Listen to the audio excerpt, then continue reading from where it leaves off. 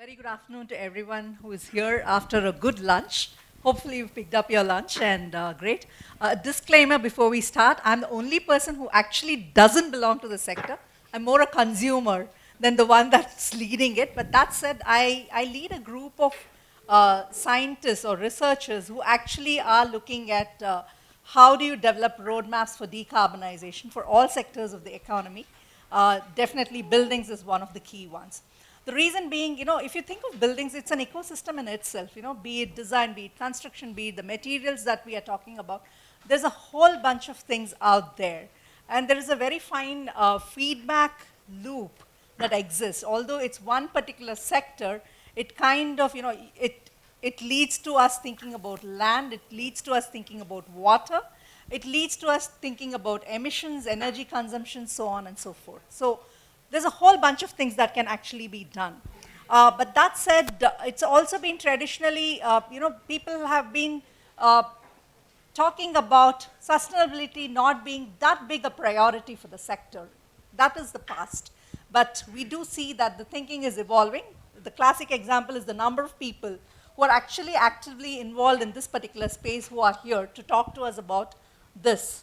And it gains all the more importance because as you know, many of the countries have committed to net zero. India is also one of them.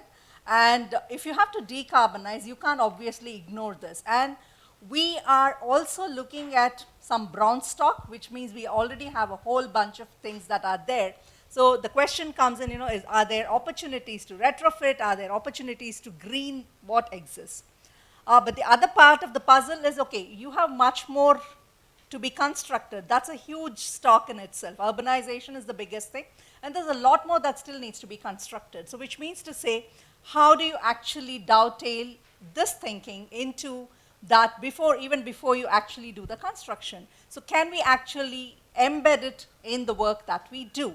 Because it's no more a red flag wavering on the horizon. It's actually right here today. So we really need to be asking these questions. So I'm going to begin with one specific question, which is to do with what is the kind of markets that we are actually talking about when we say that yes, there is a standing stock here, there is a lot to be done. So in the sector, has it actually gained momentum in the commercial space, A? And secondly, how many companies or which are the companies which are actually opting for alternate space cooling or low carbon or carbon negative interiors? This is something that I'm sure me and the audience would like to understand. What is there, what potentially could be done? So I'll begin with Sesha. So probably you could bring in some thoughts into this. Yeah, sure. Glad to be here. Just before we start the discussion, given the kind of conference, how many are from the construction related with real estate something? Okay, that's a decent number compared to what I expected. So, to give you a context, India currently has got about between the about 7 to 8 metros or major cities, about 800 million square foot of the grade A real estate. So, which is actually very less compared to any other developed market. So, front runners, you take Western markets; those are all well developed, established. But even China has gone through last 30 years construction boom. And compared to those countries, we are way, way behind in terms of the built environment. And that is commercial we spoke. The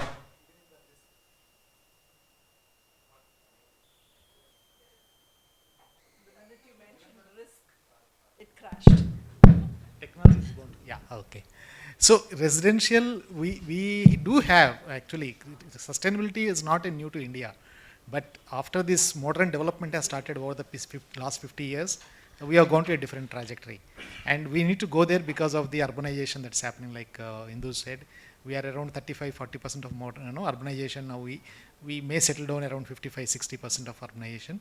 But affordable housing, actually the housing is a big crisis in India. And also that has not only about the availability of the thing, but even the pricing, whatever is happening.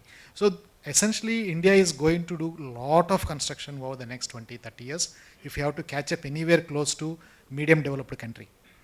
But in terms of the sustainable practices, you have to see in two parts. Certified buildings are around 10% of the new construction happening, not factoring in existing stock. Every year we add about 10% of existing stock, given that that's on the upper side, it will be about 40 to 50 million square foot of commercial we add over the 800 base. So it will be between 7 to 10% based on the type of city. In the new construction, we are adding about 10% as certified. Remaining, some buildings are using the sustainable practices in air conditioning or some kind of lighting. LED has become mainstream.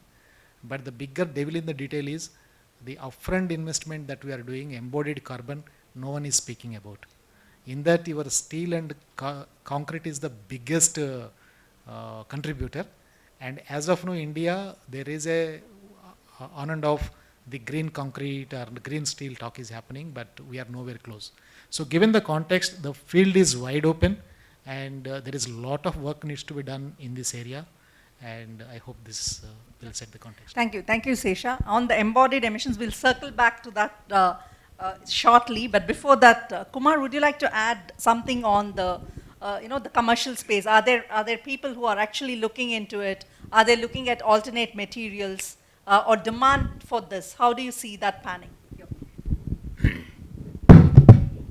Yeah, so I think there is a lot of, I would say, carbon consciousness is on the high. In fact, the last session we spoke about water, but anyway, I'll not deviate the topic.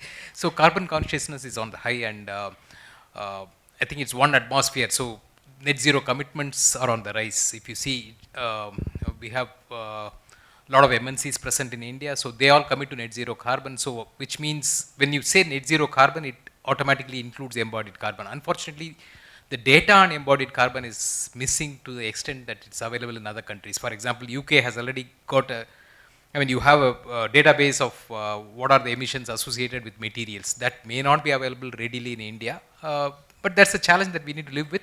But there's a lot of action happening in the last couple of years with respect to net zero carbon. I'll pass here, otherwise I'll go on.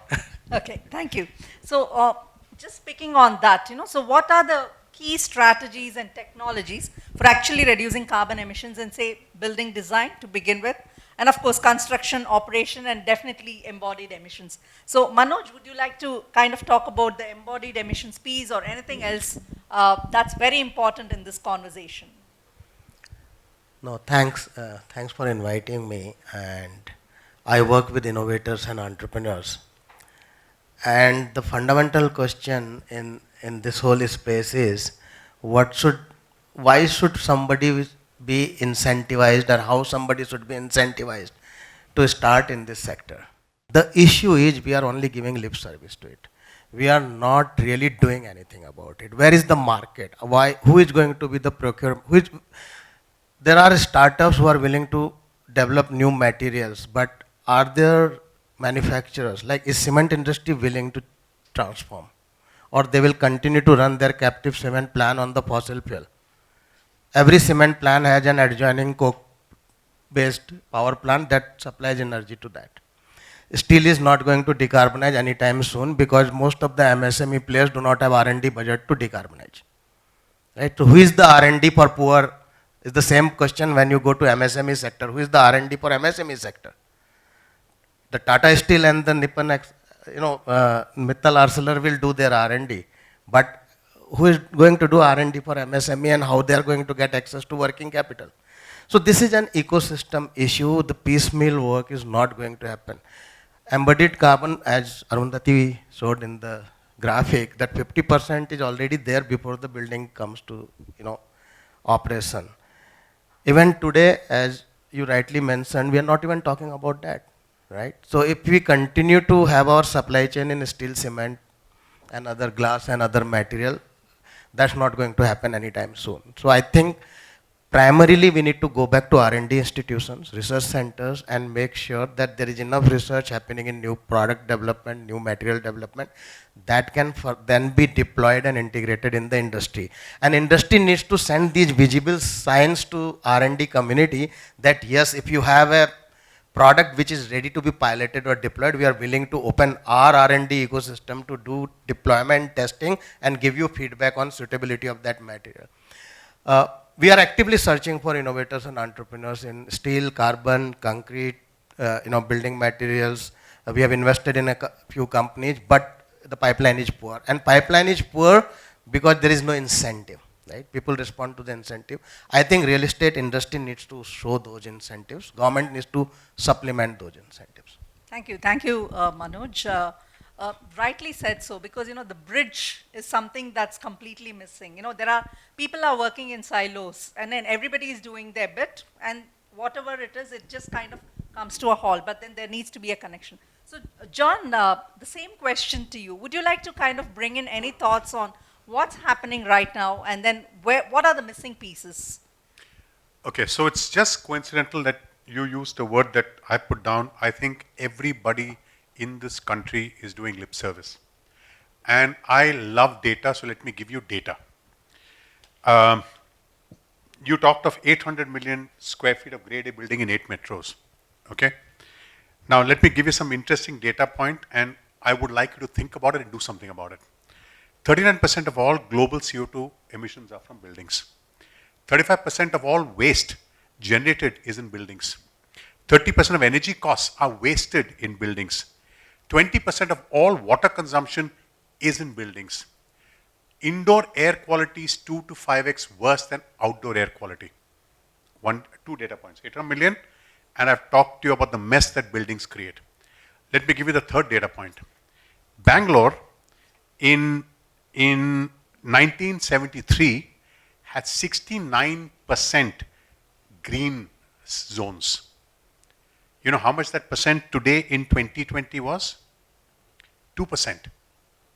So where are you going to build grade A buildings in the 8-9 metros of our country? You're going to destroy it, and it's going to get worse. Let me give you fourth data point. New York City, crowded, those who've been there, they've got 421 people per square kilometer. Tokyo, crowded, 16,000 people. Hong Kong, very crowded, 17,000 people. Do you know what the number in Bangalore is? Just take a guess. 20. Sir, you're way off. 26,000 people per. Mumbai is 76,000 people per square kilometer. What are you going to do in these cities?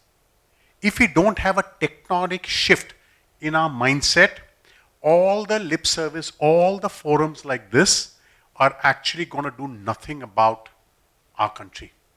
Therefore, there must be a larger plan to decongest the cities. Look at what happened due to COVID.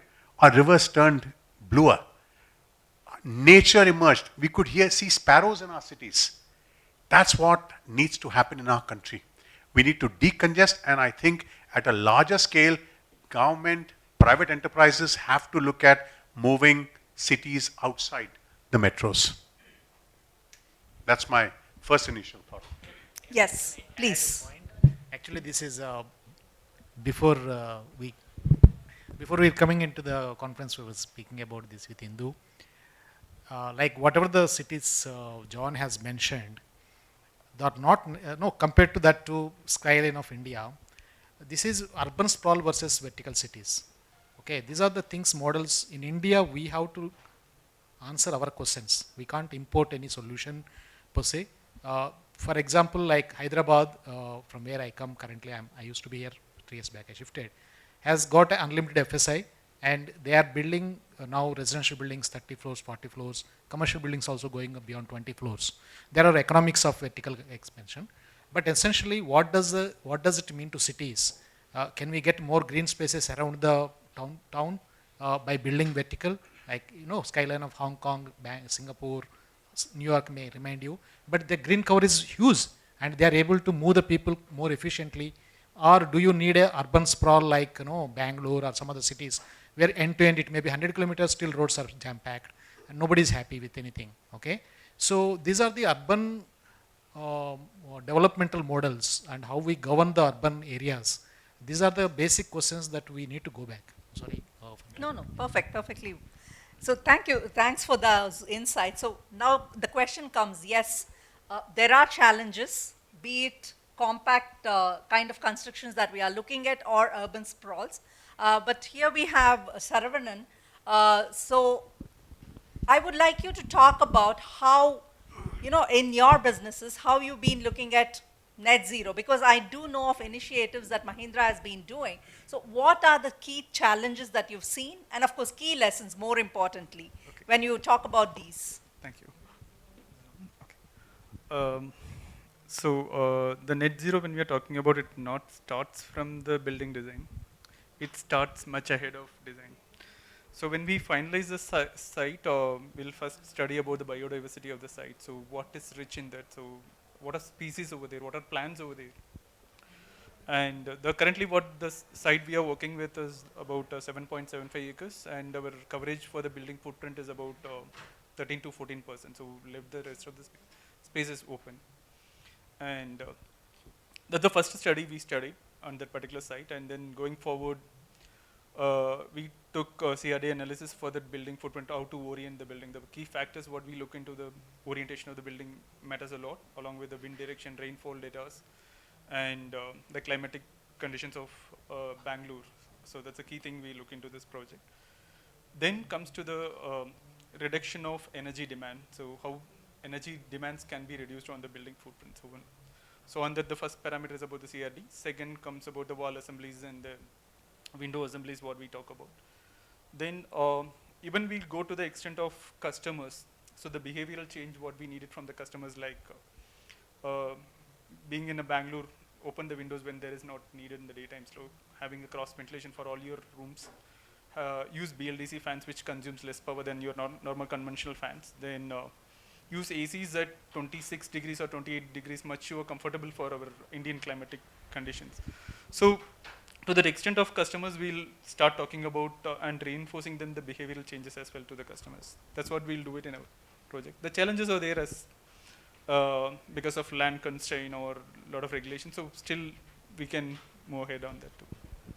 So obviously, when you talk about these things, one thing that comes to my mind is the financial implications of these, because everything comes at a cost, right? So now when we talk about the financial implications of decarbonization, is it actually feasible to, when we are looking at scale, right? So pilots here and there, one project here and there is not going to really serve the purpose. What we need is a complete shift in the way the entire industry is operating. When I say industry, I don't mean just the industry, it's also about consumers like us. So there is a mindset question also, which you did very nicely touch upon. So I'm going to ask all of you to kind of comment about each of these, whichever you want to kind of talk about, whether it is the mindset part of the story or the financial implications of it. So we could start with you. If you can go in first, and then we could kind of circle back this way. Sure. Actually, there is minor cost implications are there that we should agree on that. One is aggregating all the stakeholders for the real estate industries. Like when you are talking about a green product, yes, it's slightly expensive. Then to give a best example is the BLDC fans in the market. So when you buy a conventional fan, you can buy it at 1,500, 2,000 rupees. When you're going for a BLDC, you will spend little more on that. So by 3,000 or 4,000, but the recovering period is about 1 year. So even you are spending little more on your green buildings, we are charging might be more, a premium will be there, but you'll be recovering this slowly. By 2 years or 3 years, you'll take it back all your money what you're spending. Because this is the incur what a developer is spending on the initial days and which can be recovered by the customers. It's not direct benefit to the industry, but as a whole, it's benefiting. But to the customers, yes, it's a benefit to them too. I think the whole paradigm of this financial sustainability and financial implications is overrated. There's only one planet.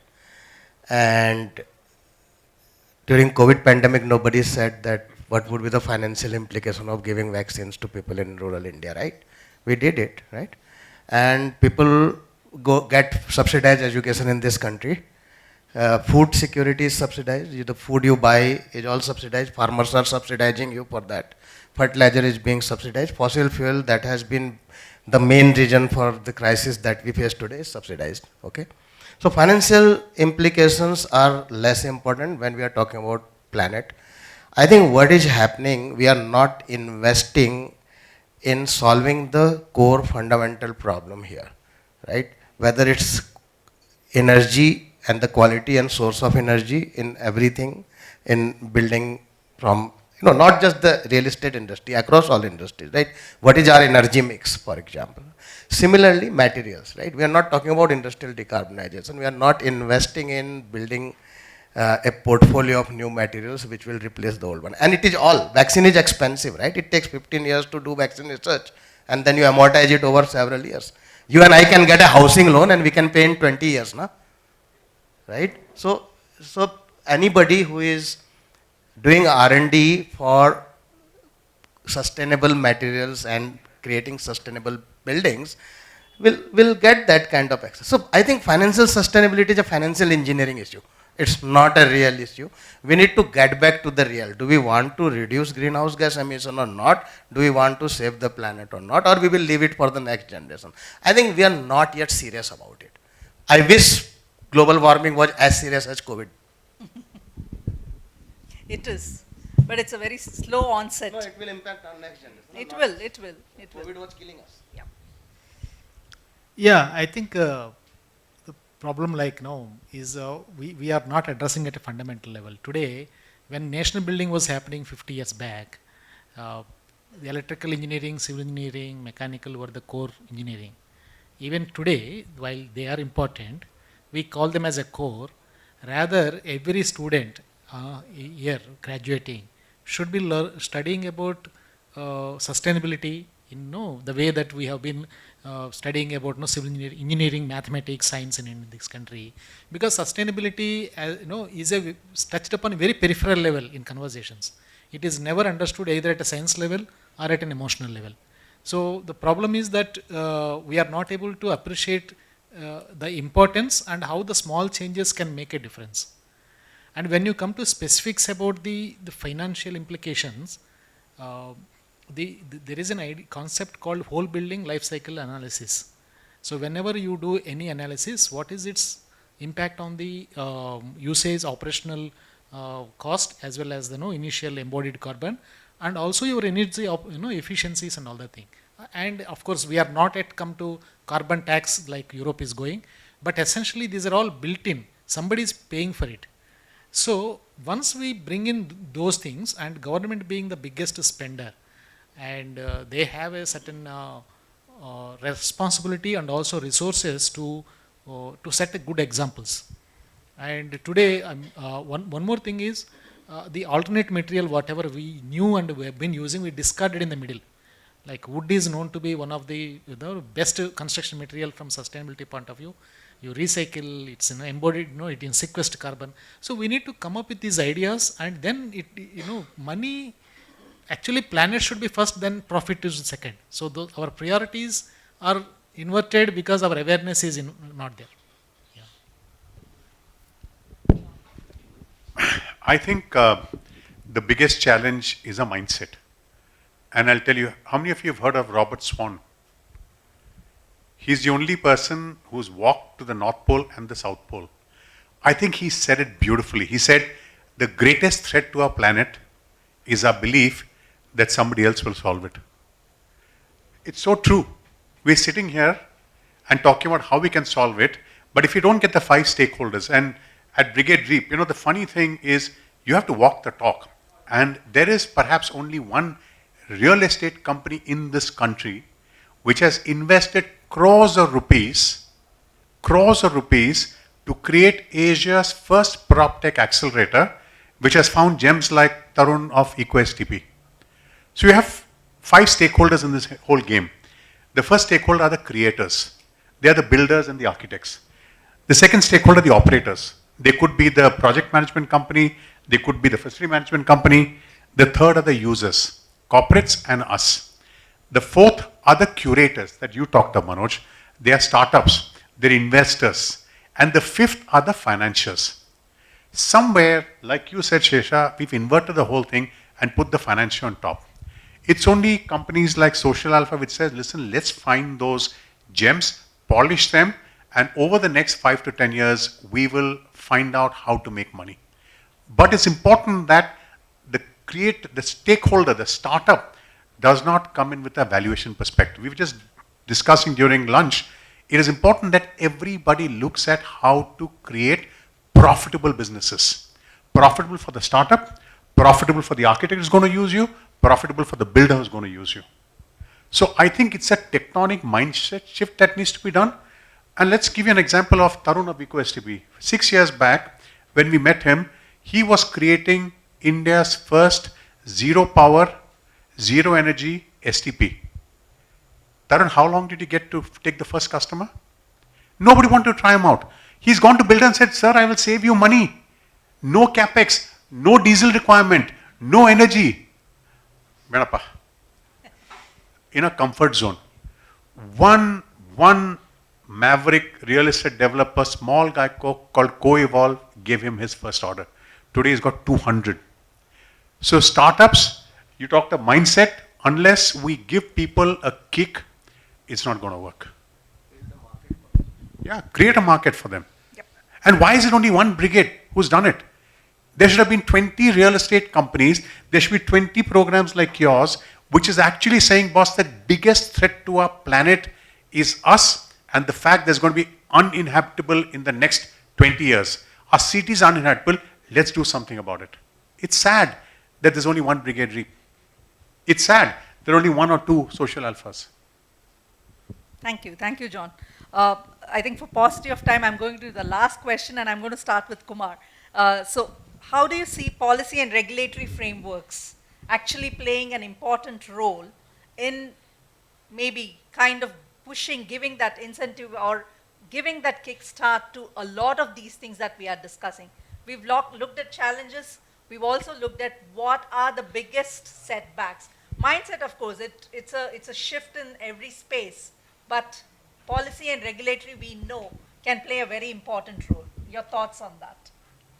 Yeah, I think I can talk about what has come as BRSR, Stock Exchange Board of India has come out with business responsibility and sustainability reporting. Everybody is talking about sustainability at least. So I think regulations will definitely play a significant role, but how do we implement it is equally important. Otherwise, you know what happens in our country. So yeah, but regulations can play a significant role, like the rainwater harvesting which happened in Tamil Nadu definitely increase the water table at least at some point of time, if not forever. But I think, yeah, policy is one thing, but then how it gets translated into reality is another thing. But so both are equally important. Anyone else wanting to add? And I'll just add one. Yes, please. You know, it's only when shit hits the roof that policies come in. I'll give you an example of a town called Tirupur. Okay?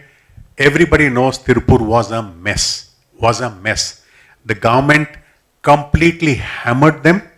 I just came back from Tirupur last week. It's ZLD, zero liquid discharge. It's a beautiful town. Surat. I remember yeah, you're right. Yeah. One wave of pandemic, they cleaned the city. So shit hits the roof, we'll all wake up. Thank you. So anyone, any quick? I feel we need to simplify how we communicate the sustainability. Okay. Today it is a green building is a complicated, you tell about water, tell about power, but this is that. Instead if we can know how successful you are, while metric may not be so good, at least you say how much money you have, right? Money as a productivity, GDP. For country how it is doing, GDP is $1 numbers we tell, right? How can we convert this, how green is the building into one CO2 number? How much you have saving or how less you are actually emitting. So that communication is also, it's a regulatory, they need to start publishing, okay, you, Arundhati said this is a green building, but how green is it? So many. Yeah. So I think that those things are important to communicate and we make it simple to compare and better the game. Thank you. The only thing I would want to say that we need to open our doors for innovators and entrepreneurs. Let them come in. They are not a threat to our business. They will actually either create similar businesses or be in our supply chains. Open the doors with open mind and open your markets, invest in them, because the future requires really breakthrough technologies and solutions. If we knew how to do it and we had the right intent, we would have done it, right? We now have to fix these problems and innovation can fix it. So let's open our doors for new generation of people who will probably solve it faster than we could. Great. when you're talking about statutory, there are so many statutory norms which are all, we have to bind to it. But when it is coming to sustainability, it's still in an optional for everyone. There is no mandate to it. So I think we should do a mandate kind of, see for example, vehicles are started with your safety, this one. So there is no compromise now with your airbags or star rating and all. It's not now in place. So I think that should kind of stringent Right. policies should be placed for green buildings or green initiatives to the decarbonization charters to go Yeah. with. Thanks. Great. Emission norms have been Yes. Absolutely. Yes. Automobile